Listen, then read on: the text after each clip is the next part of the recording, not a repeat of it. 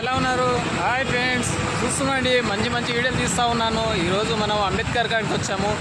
చాలా పెద్ద విగ్రహం అనమాట. ఇది కేసీఆర్ గారు కట్టించారు. నిజంగా గ్రేట్. ఇట్లాంటి విగ్రహము నిజంగా కట్టించడం అంటే చాలా అదృష్టమే అనమాట మనందరికీ. ఎందుకంటే మహానుభావుడు రాజ్యాంగాన్ని రాశాడనమాట. నిజంగా అద్భుతం. ఈరోజు రాజ్యాంగం రాయడం అంటే మామూలు విషయం కాదు.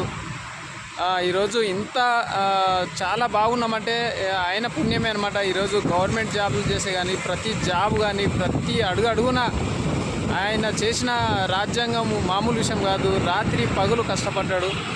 ఎన్నో ఉన్నత చదువులు అన్ని దేశాలు తిరిగి చదువులు చదివి రాత్రి పగులు నిద్రలు లేకుండా కూడా రాజ్యాంగాన్ని రాసి ఈరోజు మనకు చాలా అదృష్టం అనమాట. ఆయన లేకపోతే మనం ఇంత స్వేచ్ఛగా బతకలేం ఈ దేశంలో.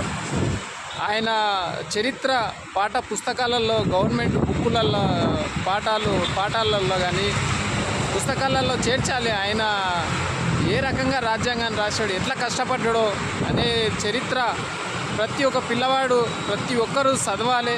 ఆయన చరిత్ర తెలుసుకోవాలి. నిజంగా గ్రేట్ అనమాట. ఈరోజు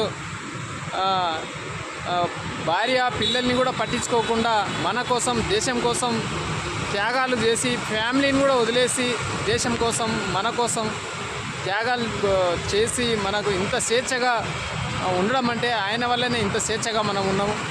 ఇది కేసీఆర్ నిజంగా చాలా బ్రహ్మాండంగా మహానుభావుని విగ్రహాన్ని ఇక్కడ పెట్టి ఇచ్చిండు. లోపలికి పోయే అదృష్టం లేదు. ఎందుకంటే ఆయన ఉన్నప్పుడు లోపలికి పోయి దగ్గరికి పోయి అందరూ ఫోటోలు దిగేవాళ్ళు, వీడియోలు దిగేవాళ్ళు. అయినా పర్లేదు. ఈరోజు గేట్లు లోపలికి పోనీయట్లేదు. బయట నుంచే నేను వీడియో తీస్తూ ఉన్నాను. ప్రతి ఒక్కరూ చూడండి, సబ్స్క్రైబ్ చేసుకోండి ముఖ్యంగా. ఎందుకంటే ఆ మహానుభావును చూపించాలని, ఇంత దూరం వచ్చి మీ అందరికీ చూపించాలని వీడియో తీస్తూ ఉన్నాను.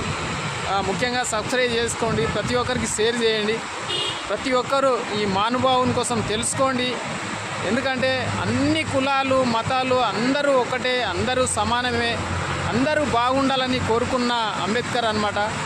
మీరు మేమని తేడా ఏం లేదు. అందరూ మంచిగా ఉండాలి, ఈ దేశం బాగుండాలి, అందరూ సుఖ సంతోషాలతో ఉండాలని రాజ్యాంగాన్ని రాశాడు.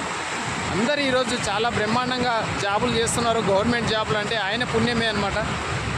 ఆయన లేకపోతే నిజంగా ఈరోజు ఇంత స్వేచ్ఛగా మనం బతకలేమన్నమాట. నిజంగా గ్రేట్. ప్రతి ఒక్కరూ ఆయన కోసం తెలుసుకోండి. ఎందుకంటే మామూలు విషయం కాదు. ఆయన రాజ్యాంగం రాసడం అంటే మామూలు విషయం కాదు. ప్రతి ఒక్కరూ ఆయన కోసం తెలుసుకోవాలని మనస్ఫూర్తిగా కోరుకుంటున్నా. ఇంకేమైనా నేను తప్పుగా మాట్లాడితే క్షమించండి. ఆయన కోసము ప్రతి ఒక్కరూ బుక్కులు చదవాలి. ఆయన కోసం అందరికీ చెప్పాలి. ముఖ్యంగా గవర్నమెంట్ కూడా పాఠ పుస్తకాలలో ఆయన